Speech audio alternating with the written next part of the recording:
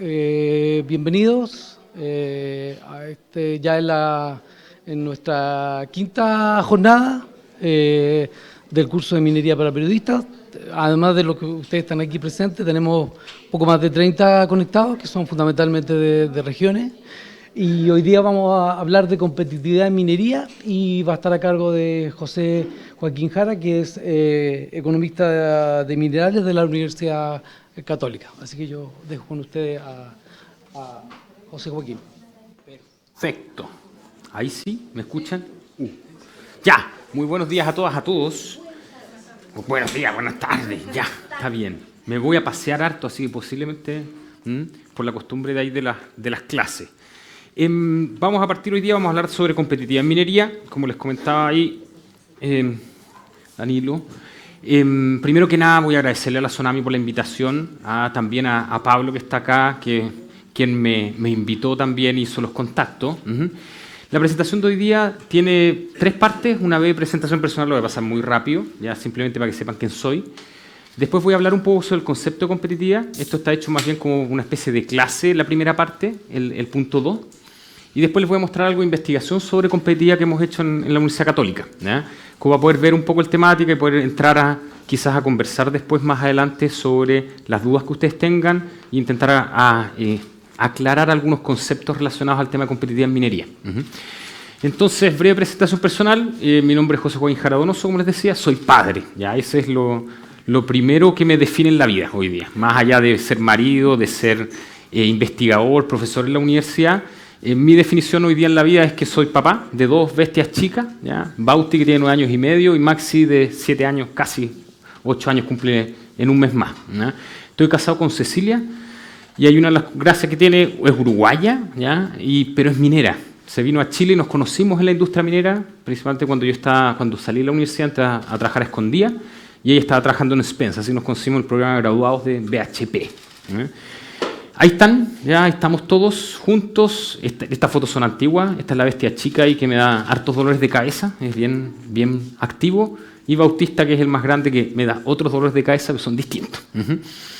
De familia minera también, porque mi viejo es geólogo, mi padre es geólogo, trabajó mucho en exploraciones y también él es del sur, desde Temuco su familia, y también trabajó en algo que se llama los lavaderos de oro, o placeres de oro, que son un tipo de explotaciones que hoy día ya se ven poco en Chile, pero que fueron muy importantes sobre todo en la colonia. En la época colonial los españoles vinieron a Chile principalmente buscando oro, y buscando oro de este tipo, que es ese oro como del viejo oeste, ya de Estados Unidos, donde lavan el oro, el material de los ríos, y sacan oro. Y ahí está, en un proyecto de investigación que hicimos en la Universidad Católica hace unos 5 años atrás, lavando oro. Esto es en la 4ª región, había bastante agüita ese año, durante el invierno. Y acá está en un río cerca de Traiguén, en la 9ª región, ya también lavando oro, solo que menos canoso, con el pelo más bien negro en vez de blanco como lo tiene ahí. Y allá estamos mi hermano mayor, que también es ingeniero en minas de la Universidad Católica, trabaja en temas de seguridad en minería, y yo soy el chiquitito, que me parezco a la bestia chica que tengo yo. ¿Ya? Y estamos sosteniendo justamente una barra de oro de una explotación de pequeña escala que tuvo mi padre ahí en la zona de Traiguén en la década de los 80. ¿Ya? Así que pueden ir sacando las cuentas de cuántos años tengo. ¿Qué más les cuento? Antecedentes académicos, como comentaban, ahí soy ingeniero civil de industria, comercio en minería de la Católica, hice magíster en economía de minerales, ahí trabajé junto con Gustavo Lagos, que me imagino que hay varios que ustedes lo conocen, lo han entrevistado y todo, es uno de mis mentores, y el otro es John Tilton. John Tilton era un viejito que quizás algunos los conocen, ya hace 5 años atrás que no viene a Chile. John está retirado, tiene 80 años, pero era el economista líder de Colorado School of Mines, que es la principal escuela de minas del mundo, y vino acá durante 10 años en Chile a hacernos clases y fue parte de mi guía espiritual, por así decirlo, en el tema de economía de minerales. Y últimamente, en los últimos años, hice un doctorado en geología económica en la Universidad de Chile. Eso es un poco. Trabajé casi 10 años en la industria, así que conozco bastante bien la industria desde el punto de vista práctico. Creo que eso me da una ventaja frente a mis colegas en la universidad, aunque en la universidad no lo entienden, ¿ya? Pero porque estoy más atrasado en la carrera académica, ¿ya? Pero trabajé en Escondida, como les comentaba, es donde conocí a Ceci. Después trabajé en la Comisión Chilena del Cobre, aplicando un poco el tema de economía de minerales. Y después trabajé, mi última pega fue como superintendente de planificación y desarrollo mineral Tesoro, ya el año 2012 al 2014. Y desde hace 10 años ya soy parte del mobiliario en el Departamento de Ingeniería Minería de la Universidad Católica, a la fecha. Soy parte del directorio de SESCO, ya también hace mucho tiempo, ya llevo 11 años, así que también soy parte creo que soy el director más viejo hoy día del directorio actual, el que lleva más tiempo, no el más viejo. Hay varios viejitos más viejos que yo, pero ustedes los conocen, ¿ya? Pero soy el que lleva más tiempo, creo, junto con Leopoldo, con el presidente del directorio. Y fui nombrado consejero de la Comisión Chilena del Cobre del Cochilco el año pasado, ya el año 2022, como agosto del año pasado, ¿ya? Esa era como la primera parte, presentación, me demoré como 5 minutos, así que bien, vamos bien en tiempo. Entonces ahora vamos a ver un poco el concepto de competitividad. Y acá me pidieron que las consultas las hiciera al final. Está bien, las vamos a hacer al final, pero igual me gustaría que interactuáramos un poco, porque si no voy a estar 40 minutos hablando y va a ser fome para todo. Entonces preguntarles a ustedes quizás qué es lo que entienden por competitividad. Cuando uno habla de competitividad, ¿a qué se les viene en la cabeza cuando estamos hablando de competitividad? Ya, los precios. Ya, el costo. Ya, perfecto. Vamos a ver que en minería, por ciertas particularidades, el costo es algo fundamental. En otras industrias el precio es muy importante y lo vamos a ver ahí, ¿ya? Pero estamos hablando entonces costos, precios. ¿Qué otra cosa más se les ocurre? Yo, por ejemplo, pienso, al tiro de la palabra, yo, por ejemplo, pienso en el deporte. Y alguien que es competitivo es alguien que ya se esfuerza mucho para poder mejorar sus marcas, ¿ya?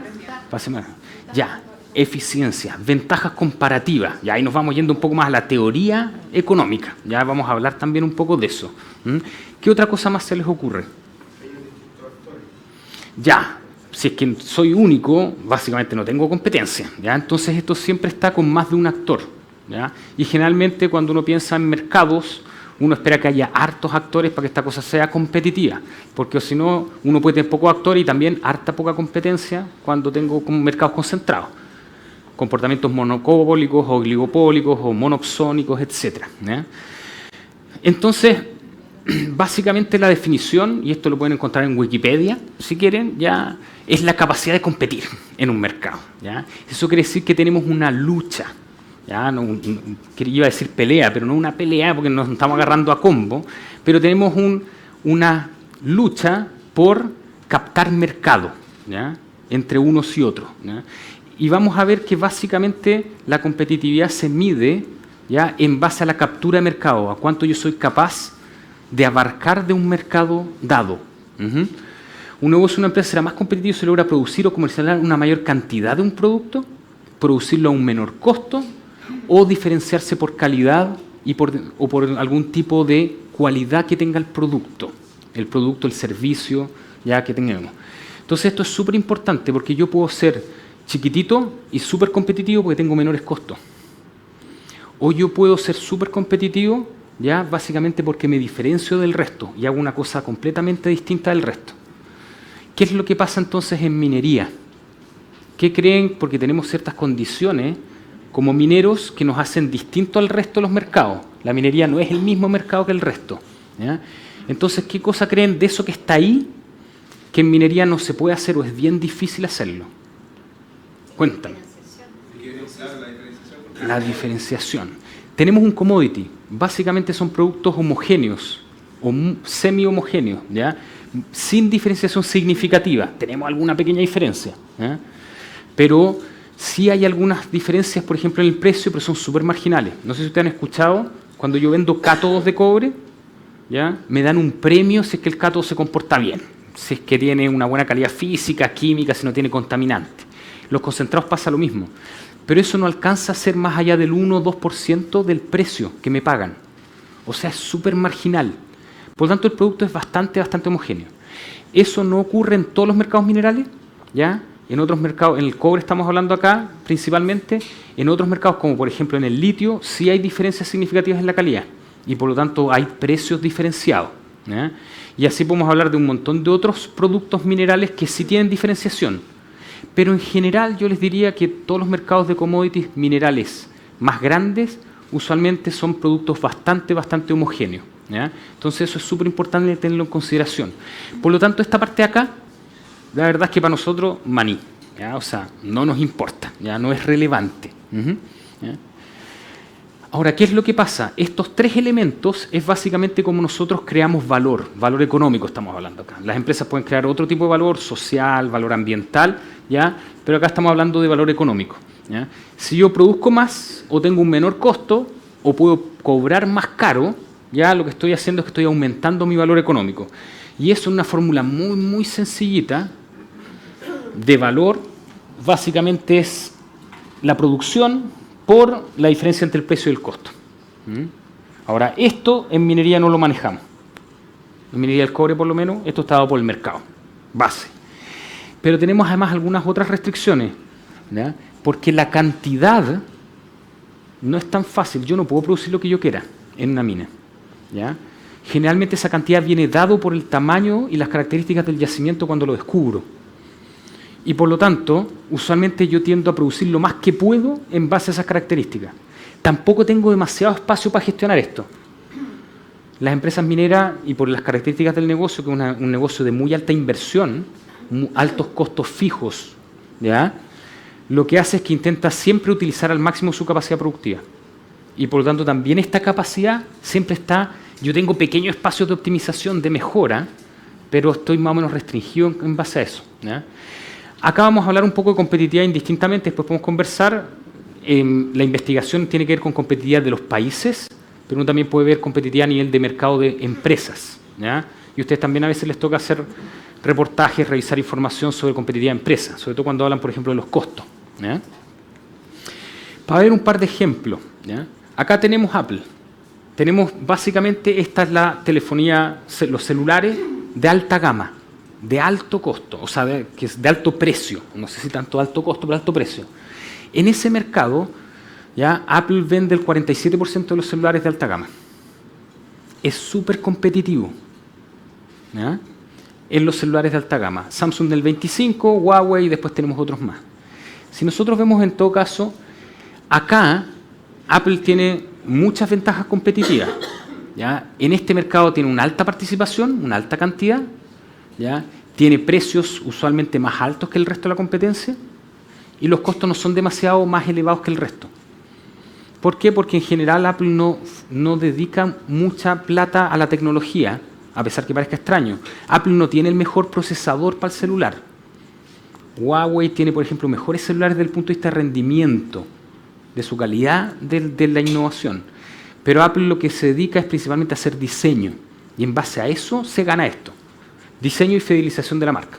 Todos ustedes me imagino que tienen algún conocido. Yo no soy muy Apple fanático, pero tienen algún conocido que tiene los auriculares, el celular, el reloj, ¿ya?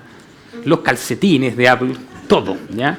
Eso ocurre y Apple trabaja en base a eso, trabaja en base a economías de ámbito, ¿va? Economías que básicamente es yo que genero un producto y en base a eso presto un montón de otros productos o servicios, ¿ya? Y por lo tanto tiene una alta fidelización a la marca.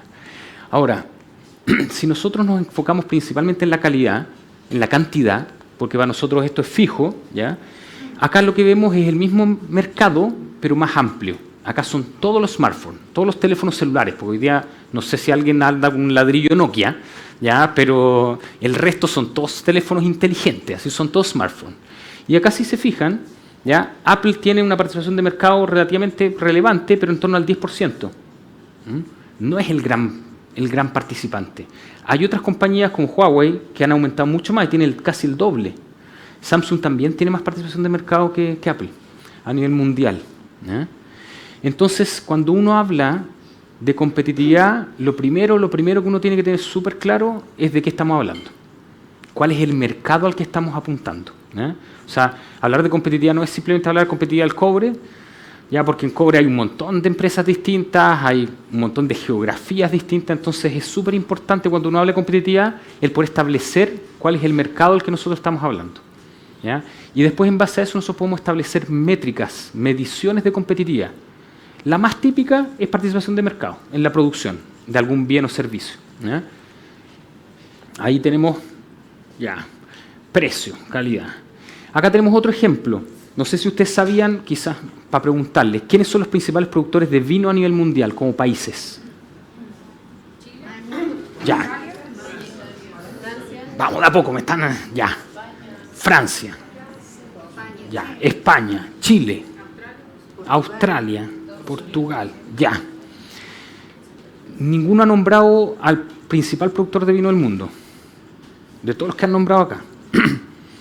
Principal o el segundo, ahí depende del año, pero generalmente está dentro de los dos primeros. Italia.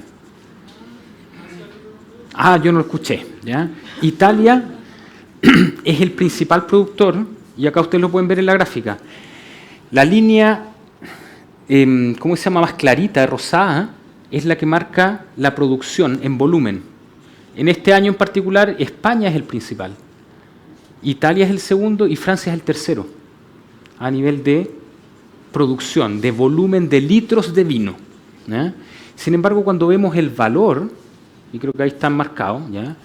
España participa fuertemente en el mercado en base a producir harto, una cantidad grande.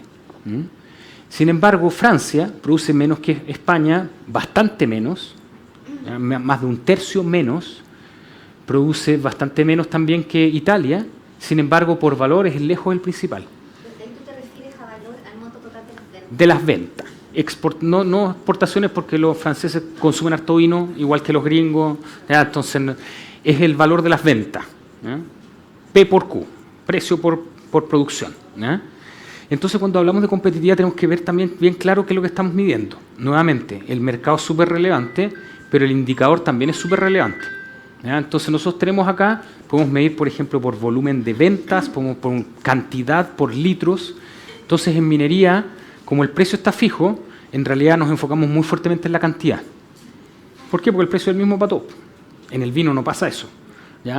Uno de los problemas que tenemos, nosotros somos el cuarto. En general andamos entre el cuarto y el quinto, ¿ya? A veces peleamos con Australia, a veces con Estados Unidos, depende de la cosecha si es buena o no para un año en particular, ¿ya? En minería no tenemos este problema de tener las dos barritas, porque el precio está dado por el mercado. Así que la cantidad es súper relevante, ya es como un indicador súper importante, ¿ya? Por ejemplo, Estados Unidos se enfoca también en vinos de alta gama, ¿ya? Tiene precios altos, ¿ya? Y acá tenemos Sudáfrica, que es cantidad.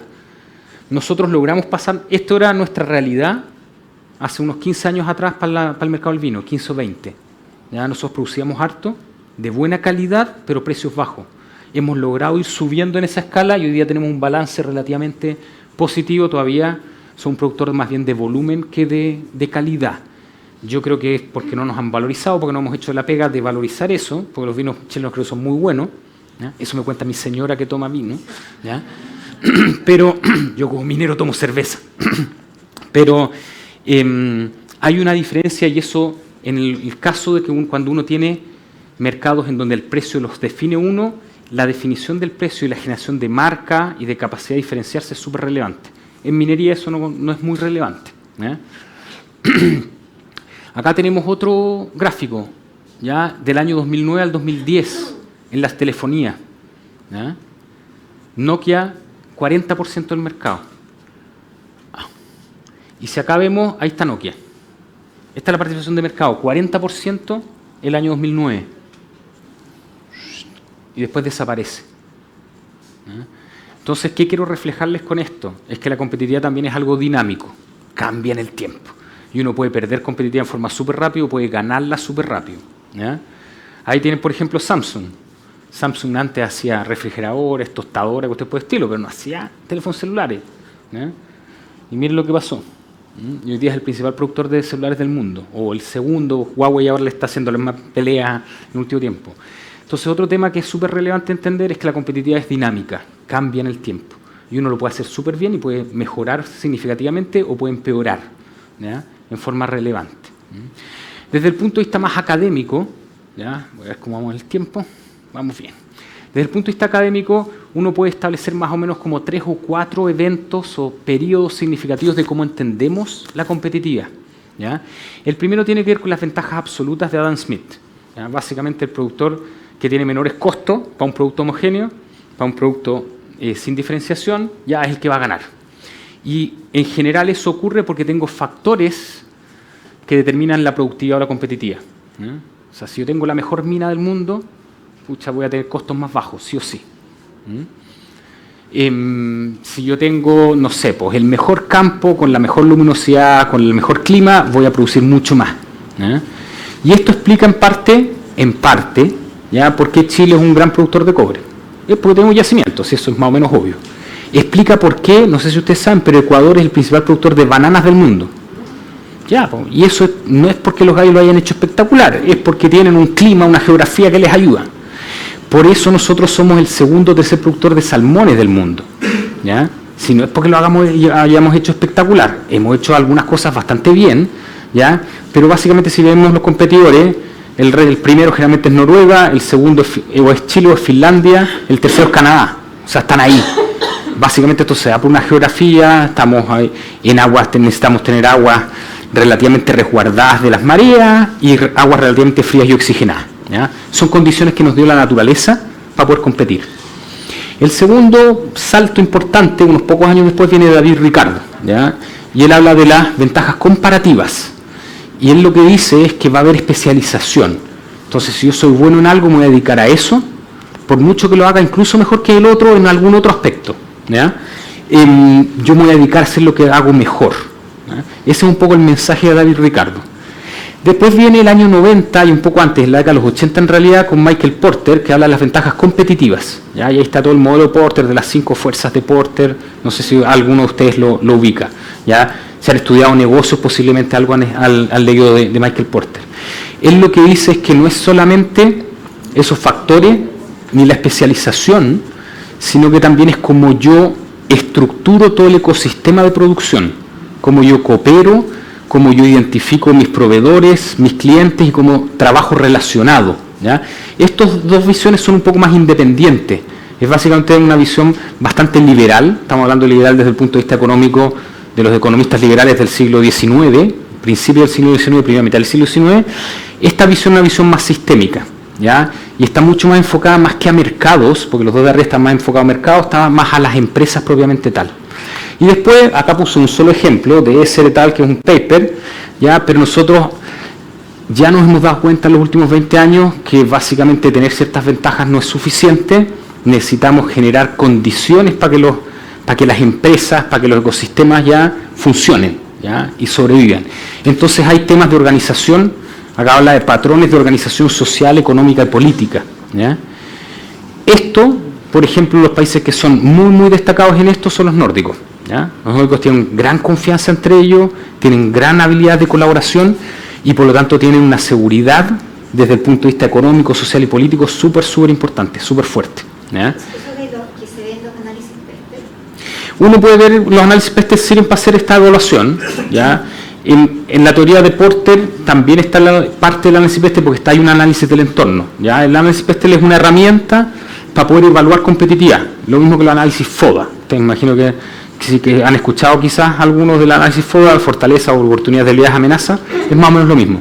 Esas son herramientas de análisis para poder explicar un poco cuando un país o una compañía, una empresa, es competitiva o no, ¿ya? Y eso es un poco posterior de esto, está más bien enfocado acá.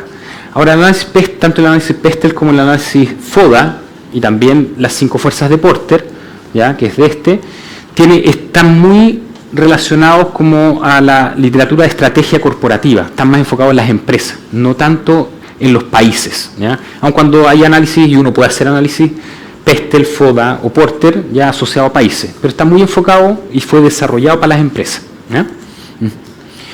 Acá les pongo esta última, es una referencia, la verdad es que esto no está resuelto. Hoy día estamos conversando desde el punto de vista de gestión, de política, ¿ya?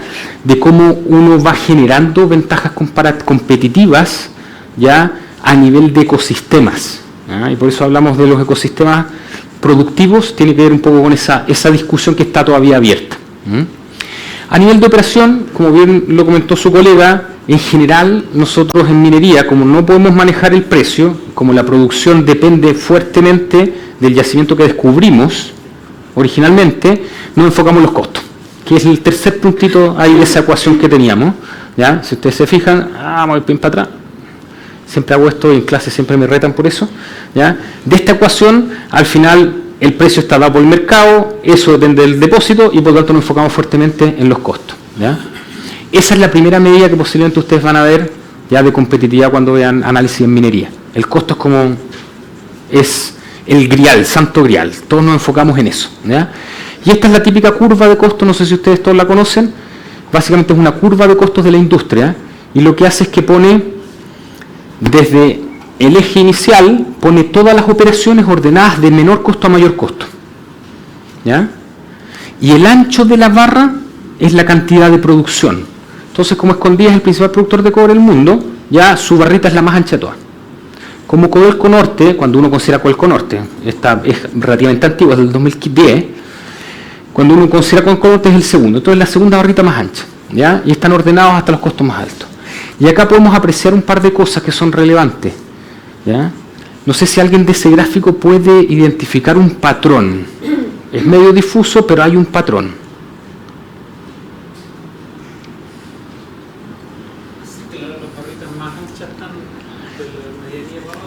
Ya, perfecto.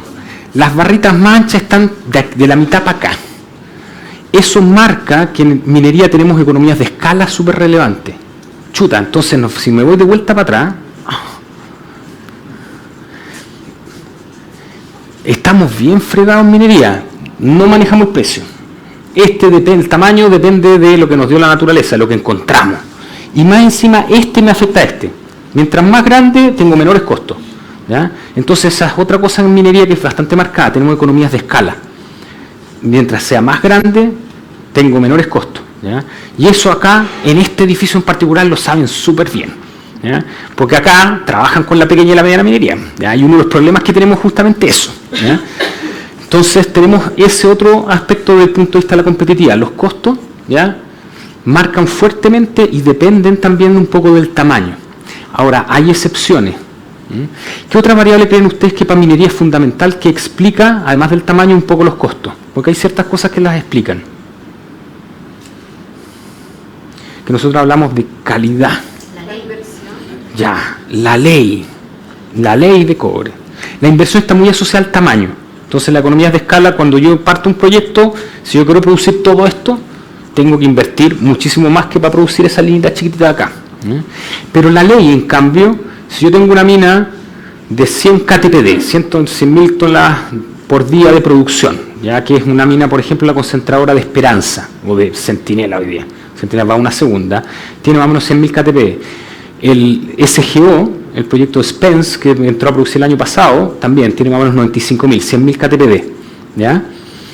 Yo para eso necesito invertir una cierta cantidad de plata definida, pero si yo tengo una mina que tiene el doble de ley, voy a producir el doble de cobre. Y por lo tanto mi costo, si fuera todo exactamente igual, mi costo sería la mitad. Porque otra cosa que es relevante ver acá cómo medimos el costo. Este no es el costo total, no es las lucas que yo saco del bolsillo, es el costo por unidad de producción. Y ahí hay ciertas, se empiezan a ver ya cuando empieza a picar en los datos, uno empieza a ver ciertas anomalías. Por ejemplo, nosotros hay una mina a nivel mundial que es hiper famosa, no la fui a visitar, no me dejaron ir, pero cuando estaba en Tesoro, el año 2013-2014, era la mina como estrella, ¿ya? La vedette de la minería, que es una mina que queda en Suecia, que se llama Aitik. Es una mina que está entera automatizada, y por lo tanto todas las compañías mineras fueron a verla entre el año 2012 y el 2016 a ver qué es lo que están haciendo los suecos. Porque tienen una ley de 0,22, 0,23% de cobre, 0,22, y es súper competitiva, tiene costos súper bajos, ¿eh? Y ahí es donde uno entra también en estas teorías, porque uno dice, ok, ventajas comparativas o ventajas absolutas no tiene esa mina, ¿eh? Ventaja competitiva, algo, ¿eh? Ahí lo más importante, porque si bien a mí no me dejaron ir, fueron un par más de colegas que fueron a la visita y me decían, mira, acá piensan que vamos a poder pescar e importar todas las soluciones que tenían y no hay ninguna posibilidad. Por ejemplo, el mantenimiento me decían, no, los gallos mantenimiento tienen un problema en un molino, llegan 2 camionetas, los gallos se bajan, los llaman por teléfono, llegan a las 2 horas, se bajan arriba del molino y se van. No tienen certificación, no sé si ustedes han ido a alguna operación, que uno tiene que certificarse, hacer el curso de seguridad, ya. Eso, por ejemplo, en Suecia lo tiene estandarizado.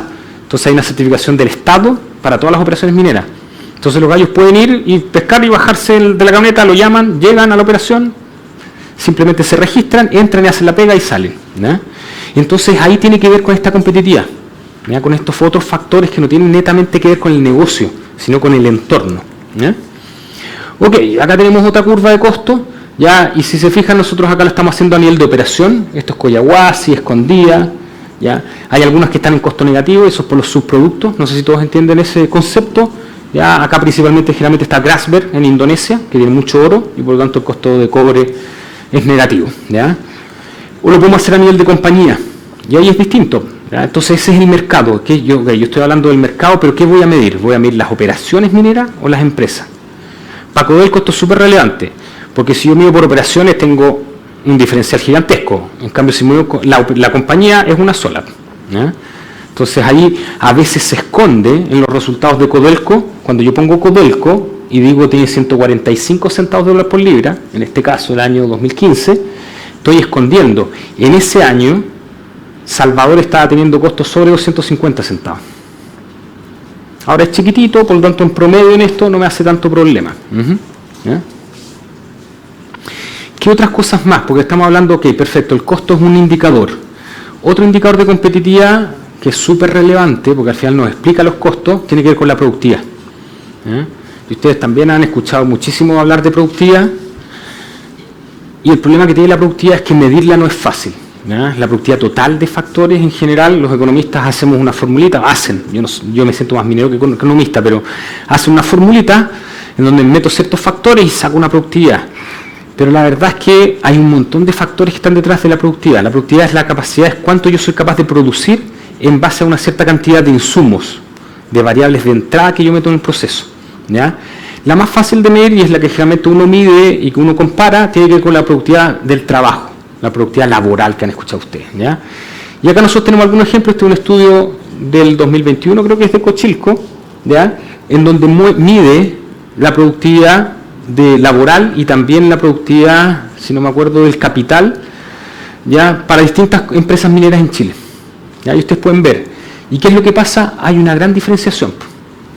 Ustedes pueden más o menos vislumbrar cuáles son las dos barritas que están más allá, las que tienen mayor cantidad de productividad, o las que están más arriba, que son más productivos en Chile. ¿Se imaginan quién puede ser? ¿Ah? Collahuasi y principalmente Escondida. Generalmente son las dos que son más productivas. Nuevamente, las economías de escala también acá funcionan para esto, ¿ya? ¿Por qué? Porque si yo tengo un molino chiquitito o tengo un camión de 200 toneladas y tengo un camión de 400 toneladas, igual los dos tienen el mismo chofer, las mismas 4 choferes en realidad que necesitan para todos los 4 turnos. Entonces la productividad de ese chofer es la mitad del otro. Estoy moviendo 200 toneladas por viaje en vez de 400. ¿Ya? Este es otro indicador que es bastante típico en minería, que lo utilizamos bastante.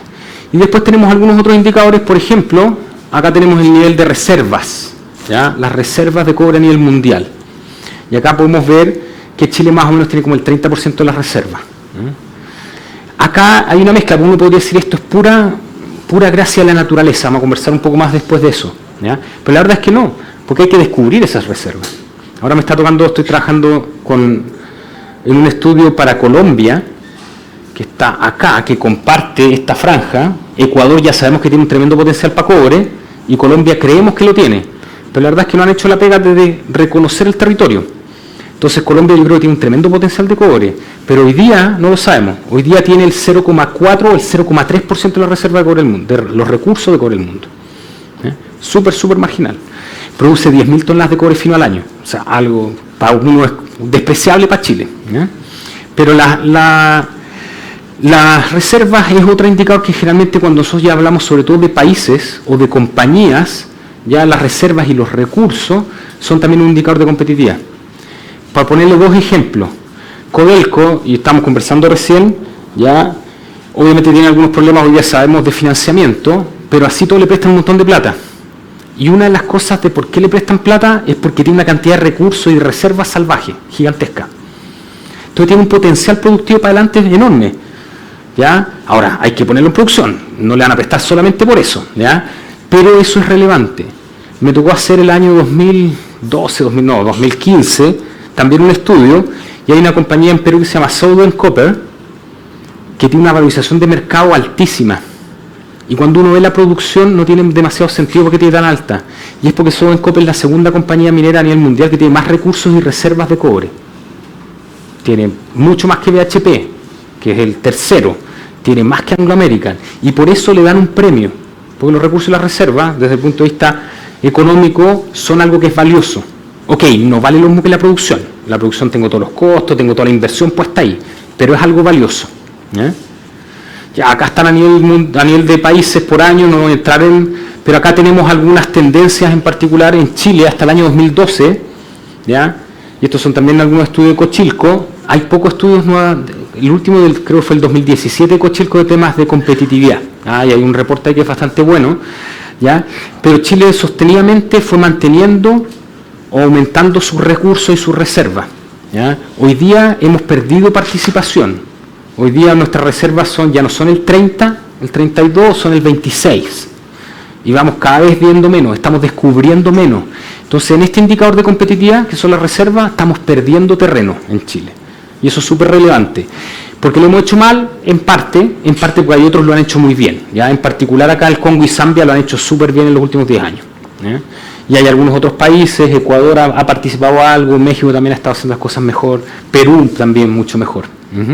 ¿Ya? Otro tema que también alguien lo nombró, creo que ya lo nombró recién, el tema de las leyes. ¿Ya? Chile hace 15 años atrás o 20 años atrás tenía leyes bastante más altas que el resto del mundo, en promedio. Hay otros países que tienen más altas. Hoy día estamos en el promedio mundial. En los últimos 10, 15 años hemos bajado a menos de la mitad. ¿Ya?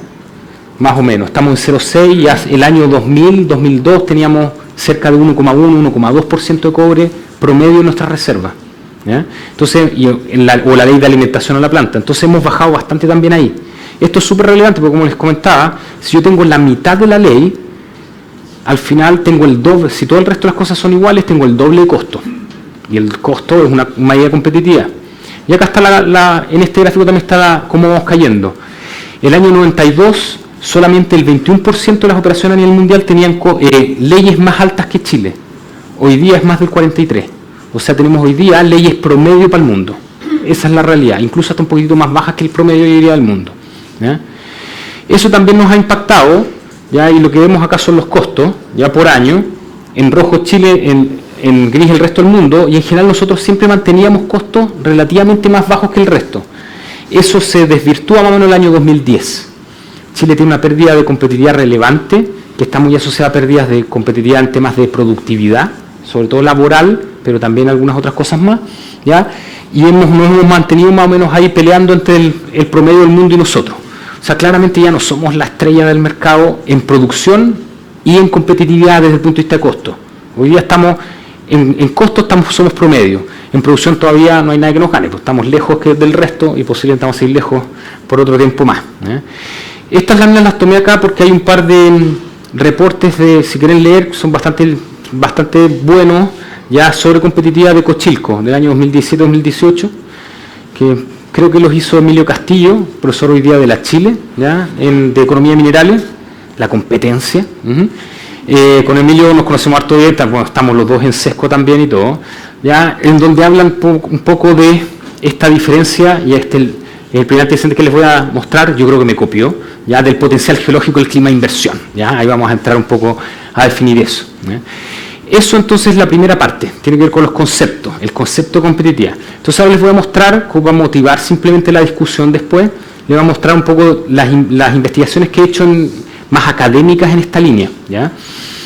Históricamente, y hasta la década más o menos de los 70, 80, cuando uno pensaba en competitividad en minería, todo el mundo decía, esa cuestión tiene que ver con que yo tenga simplemente los recursos geológicos, que yo tenga los depósitos en el piso.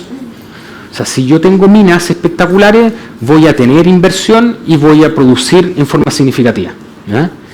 Sin embargo, con la crisis, con la independencia de los países en África, ¿ya? Y también un poco los procesos sociales en América Latina, lo que pasó es que, teniendo un tremendo potencial, dejamos de producir en forma significativa.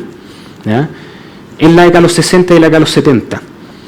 Y Congo y Zambia, que producían más o menos lo mismo que Chile el año 65, la misma cantidad de cobre que Chile el año 65, en su proceso de independencia, con toda la revolución que tuvieron y todos los problemas, ya dejaron de producir, dejaron de crecer y se mantuvieron más o menos hasta hace unos 15 años atrás, más o menos en 600.000 toneladas de cobre fino al año. Después pasó exactamente lo mismo con los países en el Medio Oriente en el tema de producción de petróleo. Y lo que empezó entonces la gente a cuestionar es que si realmente lo único que uno requiere es tener un buen depósito, tener una escondida, ya tener un coyahuasi para producir. ¿Eh? Históricamente los geólogos han pensado que si tengo una buena mina es suficiente, ¿ya? En general la gente más bien de las ciencias naturales se va muy por esta visión tradicional. Y es básicamente acá lo que dice es que la competitividad minera, el índice de competitividad minera, es una función netamente del potencial geológico, del índice potencial geológico. Acá les voy a mostrar por qué después estoy poniendo las ecuaciones, ¿ya? Sin embargo, en la década de los 80 se empieza a desarrollar, ¿ya? Y acá por eso está la referencia de John Tilton del 92, es una de las que a mí me gusta harto. Ese paper es bien liviano, es bien interesante para entender el tema de competitividad. Se empieza a pensar que no, yo necesito generar condiciones para generar negocio, ¿ya? Y eso lo que hablamos es un clima de inversión. Entonces, cuando uno ve la competitividad y yo veo el potencial geológico, ok, yo puedo evaluar la producción histórica, el número de descubrimientos, la inversión en exploración, la disponibilidad de información geocientífica, el rol del Estado en la provisión de información, lo que hace el CERNAGEMIN con su información que nos entrega, básica, ¿ya? Y cuando hablo de clima de inversión, lo que estoy pensando es, por ejemplo, en estabilidad política y social, ¿ya? Hay países en África que tienen un tremendo potencial, pero no son capaces de hacer nada porque están en guerra. O sea, cuando se están matando la gente, ya es difícil pensar en poder desarrollar negocio, ¿ya? El respeto a la legislación, que hablamos de seguridad jurídica, el régimen, la legislación minera, por ejemplo, para Chile ha sido súper positiva, la regulación ambiental, el tema impositivo, ¿ya? Todo este tipo de cosas nos generan un entorno favorable, ¿ya? Entonces, el índice de competitividad minera o la competitividad minera depende ya no solamente del potencial geológico, sino también de un clima de inversión, ¿ya? Y eso fue lo que intentamos testear. John lo plantea desde el punto de vista como didáctico, ya redactado. Sin embargo, hay poca evidencia a nivel mundial sobre esto, evidencia de datos, ¿ya? Hay a nivel otras iniciativas para intentar medir la atractividad de la inversión en minería o la competitividad en minería, ¿ya? Yo imagino que todos ustedes conocen el Fraser Institute, ¿ya? Todo, y es lo que y a mí me da rabia cada vez que ustedes escriben y citan al Fraser Institute porque a mí no me gusta como herramienta. Yo creo que no mide competitividad en forma adecuada, ¿ya? Antiguamente dejaron de hacerlo en el año 2019. Hay una consultora que se llama Beret Olberg que hacía un ranking, el Where Not to Invest, que era bastante bueno, para mi gusto mejor que el Fraser, ¿ya? El Fraser no me gusta porque básicamente estas son medidas a partir de opiniones y de encuestas, ¿ya? Y usualmente están sesgadas.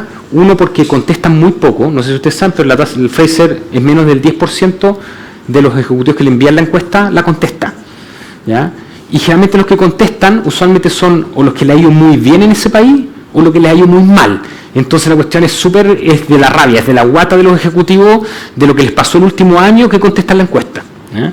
Y eso ustedes lo pueden ver. Hay un año Chile, hoy día estamos ya bastante abajo, pero hace unos 6 o 7 años atrás, un año estábamos en el 4º lugar, al año siguiente en el 25, el siguiente en el 12, después en el 7. Esa medida, por lo tanto, para mi gusto, tiene un montón de elementos súper positivos, la encuesta, pero hay que tomarla en consideración de que tiene ese sesgo, ¿ya? Tiene esa visión particular del ejecutivo que ha vivido experiencias en el país, buenas, malas, más o menos, ¿ya? Después tenemos otros indicadores que nos sirven para entender ciertos elementos de la competitividad: riesgo político, corrupción, el índice de libertad económica, el nivel de impuestos, otras cuestiones más. Y después tenemos indicadores basados en el comportamiento del mercado, ¿ya? La producción, las inversiones, los gastos de exploración, las reservas. Lo que nosotros hicimos en esta es mi tesis de magíster, ¿ah? Con John y con Gustavo, lo que dijimos en este estudio es básicamente que los gastos de exploración son el mejor indicador de competitividad para la minería. ¿Por qué? Porque yo puedo hacerlo pésimo hoy día como Chile y voy a seguir produciendo los 5 millones de toneladas de cobre fino que hago. O sea, tendría que entrar en una guerra con Argentina, con Perú, para dejar de producir. Las inversiones ya están hechas, eso entre comillas es un costo hundido, ¿ya? Tenemos una tremenda capacidad, tenemos los yacimientos ya descubiertos y por lo tanto, si nosotros lo hacemos pésimo, lo que va a pasar es que vamos a dejar de invertir. Pero lo que tenemos, la capacidad actual, va a seguir produciendo. Entonces es un indicador que está reflejando en realidad la competitividad de hace 10, 15 o 20 años atrás, cuando se hicieron las inversiones, ¿ya? En cambio, las exploraciones, la gracia que tiene es que, como yo todavía no he descubierto nada, ¿ya? Si es que me cambian muy radicalmente las condiciones, yo pesco mis cosas y me mando a cambiar a otro lado. Entonces es súper sensible a cambios en este clima de inversión.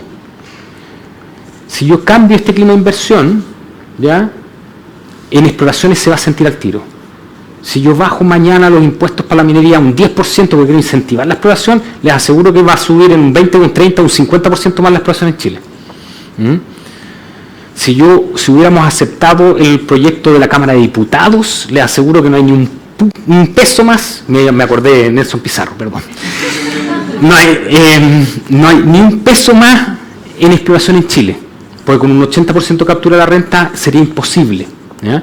Entonces lo que nosotros hicimos acá, con un análisis para Chile, evaluamos la competitividad en base a ese indicador de exploración, gastos de exploración, ¿ya? Y eso fue un poco lo que nosotros definimos como indicador. Entonces, básicamente es la participación del país en el gasto de exploración a nivel mundial, ojalá por el commodity específico, ¿ya? Como esto refleja comportamiento real de las empresas, no la opinión de la guata, ya por algún evento en particular, no es especulativo y es sensible a cambios, ¿ya? Ahora, acá hay, por ejemplo, algunos casos que son súper interesantes. A mí, yo les diría que estos dos, los otros no tanto, pero estos dos son súper relevantes. Indonesia, en la década de los 80 descubrió Grasberg, que es la mina más espectacular del mundo, más que escondida, ya, increíble. Y se llenó de exploración, había miles de empresas produciendo. Hasta que a mediados de los 90, sobre todo en la primera mitad de los 90, empezaron a hacer tonteras, leceras. Empezaron a pedir participación en las empresas, empezaron a subir los impuestos en forma significativa, a obligar a que las empresas tuvieran producción local a través de encadenamientos, etc. Esto es lo que pasó con las exploraciones. Bajó de tener el 10% a nivel mundial en cobre a tener menos del 1%. Cambio en el clima de inversión. Indonesia tiene un tremendo potencial para cobre, pero hoy día no está funcionando, ¿ya? Y pues no ha logrado recuperarse de esta caída. Este es otro caso, y acá tiene que ver con el clima de inversión. Mongolia sale del círculo de hierro de la Unión Soviética el año 92, empieza a hacer algunas reformas y hace algunas reformas económicas bastante razonables, y empieza a recibir exploraciones. Como Mongolia tiene un territorio gigantesco, y es una zona bastante interesante para hacer exploración. Y el año entre el 99 y el 2001 descubren Oyu Tolgoi, que quizás ustedes han escuchado hablar de Oyu Tolgoi, otro yacimiento espectacular. Miren lo que pasó con los gastos de exploración, para arriba. Vamos, porque si encuentro uno de Oyu Tolgoi voy a encontrar otro, así que me pongo a buscar. Y lo que pasa es que empiezan a hacer las mismas leceras que Indonesia, ya a partir del año más o menos 2004-2005, y esto, acá no los tengo graficados, pero esto baja después y hoy día está en el 1% nuevamente. Tiene súper poca exploración. Si yo hago leceras, esto se ve en los datos, ¿ya? Si yo hago leceras en el clima de inversión se ve, o si yo descubro algo muy interesante también se refleja. Por eso creemos que es un buen indicador ya de competitividad, ¿ya? Ahora, ¿qué es lo que pasaba? Si bien el gasto de exploración nos refleja eso, pero, ya, para ir terminando, el problema es que no podemos separar los efectos de las dos cosas. Y acá lo que hicimos con ciertas formulitas matemáticas, y esto lo va a quedar para después, ya, ustedes lo pueden revisar y si quieren les puedo pasar también los papers. Lo que hicimos es que intentamos ver qué pasaba esto, ya, a través de modelos econométricos. Ya, son básicamente modelos matemáticos para poder diferenciar el potencial geológico del clima de inversión. Entonces acá este es el potencial geológico, este es el clima de inversión, que es básicamente el índice de libertad económica del Cato Institute y del Wall Street Journal, y el potencial geológico lo medimos a través de la superficie de los territorios. Lo que encontramos acá, como conclusión, lo voy a pasar súper rápido porque quiero que queden tiempo para preguntas, ya son las 2:40. Lo que encontramos es que al final hay evidencia para sustentar que no solamente el potencial geológico es relevante, sino que el clima de inversión es fundamental. O sea, que las dos variables son relevantes.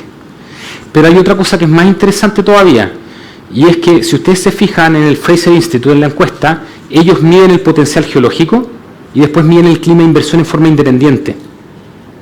Y ahí está el Best Practice Index y el otro no me acuerdo cómo se llama, ¿ya?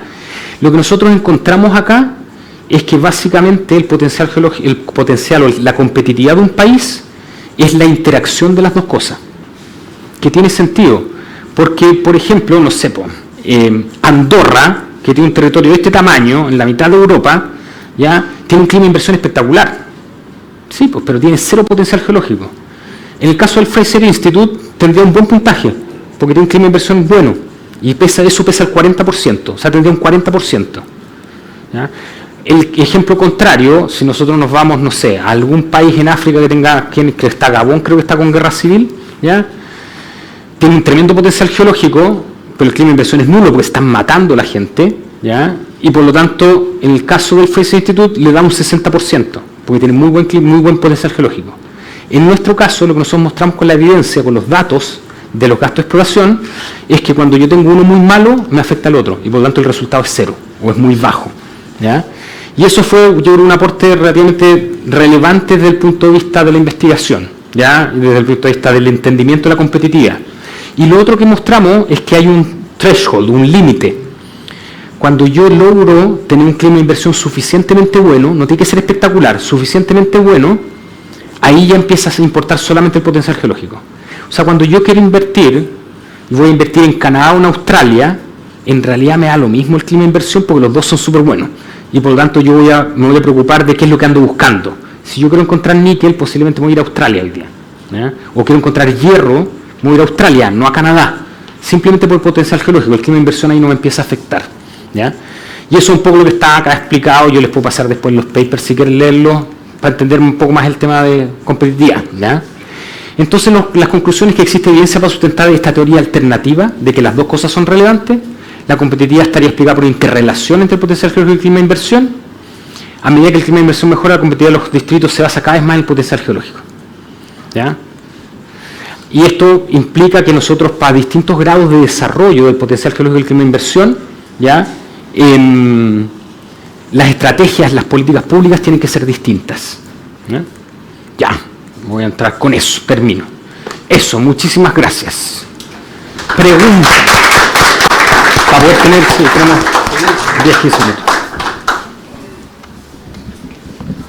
Agradecemos a la exposición de José Joaquín y queremos saber si hay alguna consulta de parte de ustedes. No sé. Bueno, yo quisiera partir preguntándote de qué manera el royalty, el último aprobado, podría tener efectos en términos de la competitividad de nuestro país, en materia minera. Ya. Tú decías que ya habían analizado el que salió de la Cámara de Diputados, que era bastante malo. ¿Y de qué manera el que se aprobó en definitiva puede resultar nocivo para la inversión en Chile? Ya, nosotros hicimos un trabajo con Emilio Castillo y con Juan Ignacio Guzmán, ya que quizás también ustedes lo conocen. Juan Ignacio también participa bastante en la prensa en minería. Hicimos un estudio sobre los escenarios de royalty, los distintos proyectos.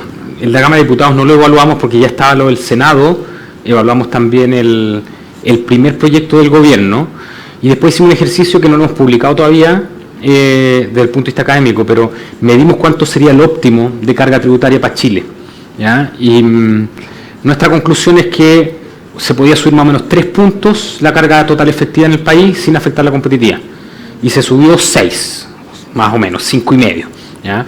Por lo tanto, lo que nuestra percepción es que posiblemente va a afectar en alguna medida la inversión en el país. Creemos que si se hacen las cosas bien, ¿qué es lo que pasa? Y acá, voy para atrás. ¿Ya? Cuando hablamos de estos factores, está la matemática. Ahí ya, rápido. Cuando hablamos de estos factores, la verdad es que estos interrelacionan. Entonces, nosotros perdemos un poco de competitividad por el tema del royalty, pero si lo hacemos bien con la reforma de la permisología hoy día en el país, posiblemente eso no va a afectar, o sea, se van a contrapesar, incluso hasta podríamos ganar, ¿ya? Estas cosas no son cada una por independiente, todas están relacionadas. Entonces, yo tengo la esperanza de que hagamos bien las cosas y que podamos viabilizar los proyectos mineros y que el royalty al final haya sido algo que no nos afecta tan significativamente en la inversión, en la competitividad del país. Oye, te va a pasar. Hola, José Joaquín, acá Nicolás. Primero, gracias por la presentación, muy buena, muy interesante todos los tópicos. Y mira, quería preguntarte si es que está dentro del radar o no lo han estudiado, porque por tradición histórica de Chile siempre se habla del cobre, pero hoy día estamos en un boom de minerales de diferentes tipos como el litio, el cobalto, y quizás mañana quizás qué va a ser. Y a propósito del mineral de moda, por decirlo así, como es el litio, ¿cuáles son las evaluaciones o el panorama en torno a la competitividad que han visto en torno al mercado del litio en el país? Ya, a ver, dos cosas. Lo primero, desde el punto de vista del potencial geológico, el salar de Atacama no tiene comparación alguna, o sea, es espectacular, es por lejos lo mejor que hay en el mundial, ¿ya? Es la Arabia Saudita el litio. O sea, tiene costos que son un cuarto de lo que son el resto, ¿ya? Entonces ahí desde el punto de vista potencial geológico hay un tremendo potencial. Tremenda competitividad. Desde el punto de vista de otros salares conocemos poco, por lo tanto hay una incertidumbre acá. Pero sí sabemos que el sal de Maricunga posiblemente es el segundo mejor depósito del mundo, ¿ya? Y yo creo que deben haber, por lo menos, lo que yo conozco de esa industria, de eso, lo traje cuando estaba en Cochilco, deben haber por lo menos unos 5 o 6 salarios más que son competitivos. Ahora, el problema que tenemos es el lado de allá, ¿ya? Es cómo hacemos esta cuestión, ¿ya? Y cómo generamos las condiciones. Y esa es una discusión política. Yo no quiero decir acá bien o mal, porque creo que no me corresponde entrar a evaluar en este ambiente las condiciones que tenemos hoy día. Sí hay una restricción relevante desde el punto de vista de la legislación, y es que básicamente no es concesible, ¿ya? Y eso está súper claro, pero en la legislación hay herramientas para viabilizar esa explotación. No se han utilizado también. Me tocó participar cuando estaba en Cochilco en la primera licitación del litio, ¿ya? Que tenía también varias cosas más. Yo creo que tenemos competitividad en litio, obviamente somos el segundo productor del mundo, y por lo tanto a nivel de mercado tenemos, pero podemos pasar a ser el tercero o el cuarto como varios de ustedes han señalado en su reportaje, ¿ya? Si no hacemos algo distinto, ¿ya? Y eso está ahí.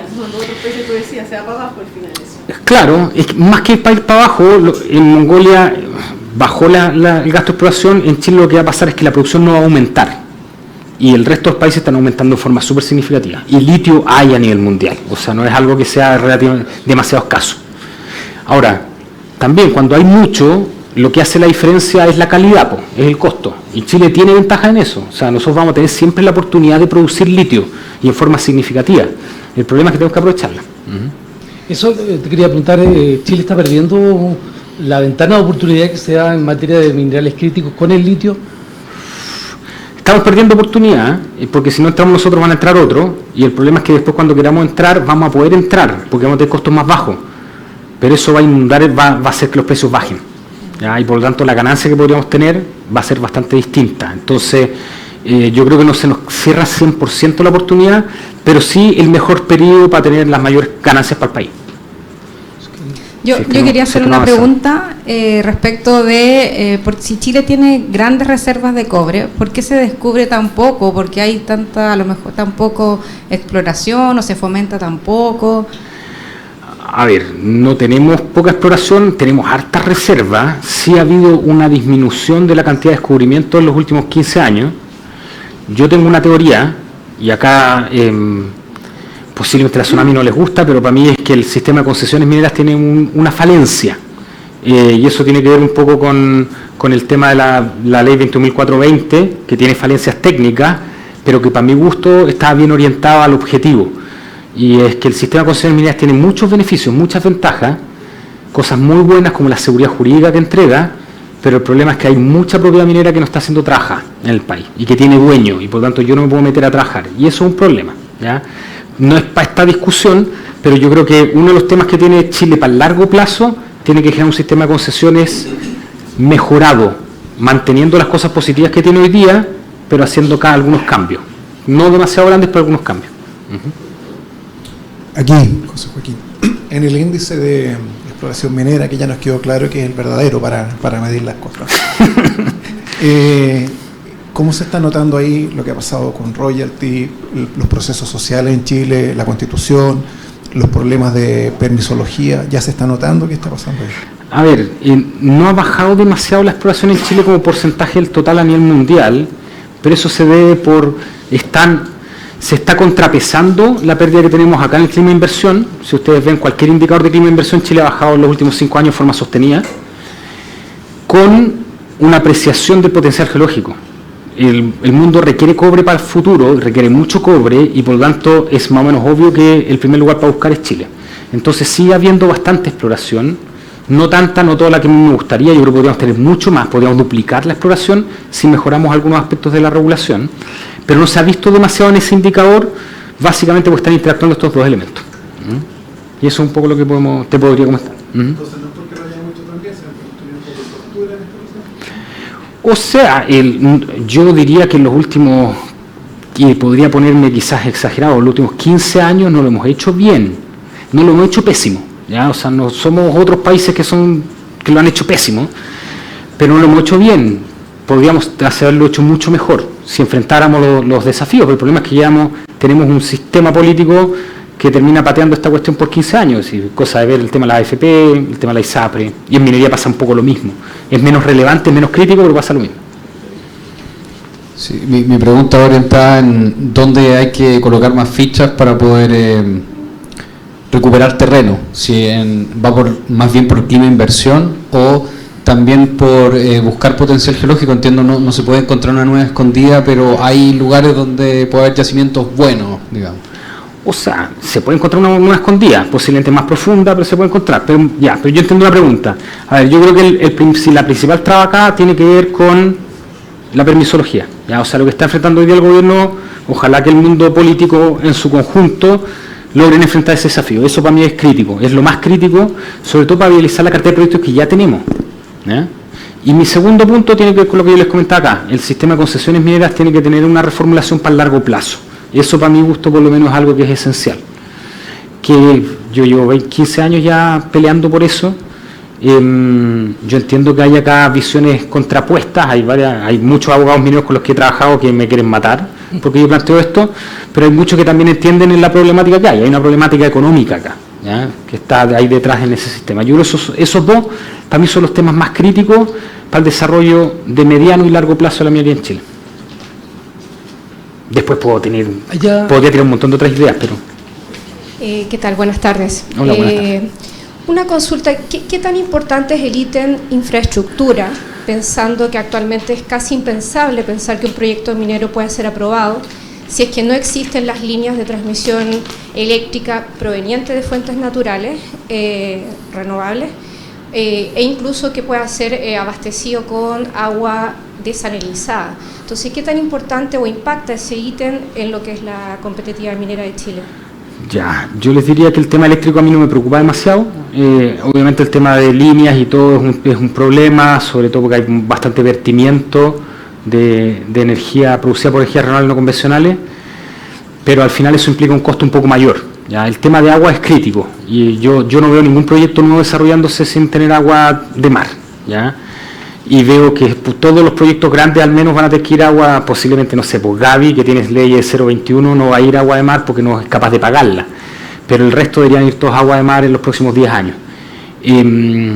Ahí es otra de las ideas. Yo creo que hay poca cooperación, poca colaboración para generar infraestructura compartida en Chile, y eso no se va a solucionar por las empresas, porque las empresas no tienen los incentivos para eso, porque para las empresas es un riesgo y por lo tanto no es una buena alternativa, y ahí es donde el rol del Estado debiera estar funcionando.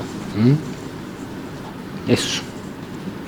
Tú mencionaste el tema del costo laboral, de qué manera el costo laboral en Chile, con a veces bonos altísimos, está jugando en contra de la competitividad de nuestro país. A ver, cuando uno ve los datos, sí, por ejemplo, nos afecta para competir con Perú. Perú tiene costos laborales significativamente menores, pero cuando vemos con otros países no es tanta la diferencia desde el punto de vista del costo unitario. Yo creo que lo que tenemos un problema es que ha crecido en muchas operaciones mineras creció mucha la cantidad de gente contratada, que al final no ha logrado generar mayor movimiento de materiales, mayor productividad, mayor producción.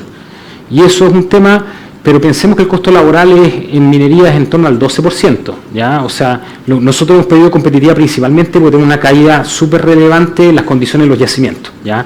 Y eso, lo que explica la subida de costo, por ejemplo, Escondida, es básicamente están produciendo la mitad de la ley de la que procesaban hace 10 años atrás o 15 años atrás.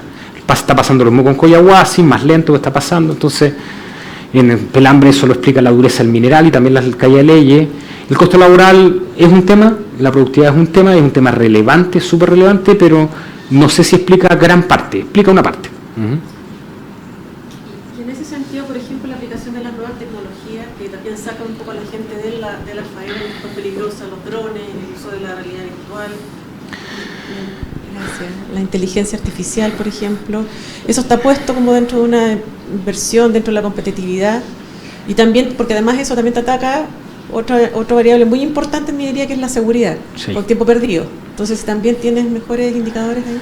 Ya, estamos por ver. Ya, yo ahí les diría, me ha tocado participar en 2 proyectos evaluando, viendo la incorporación de camiones autónomos y creo que hay que desmentir un poco. No es que salga no es que se pierdan todos los operarios, porque se tiene que contratar a otra gente para otras tareas específicas.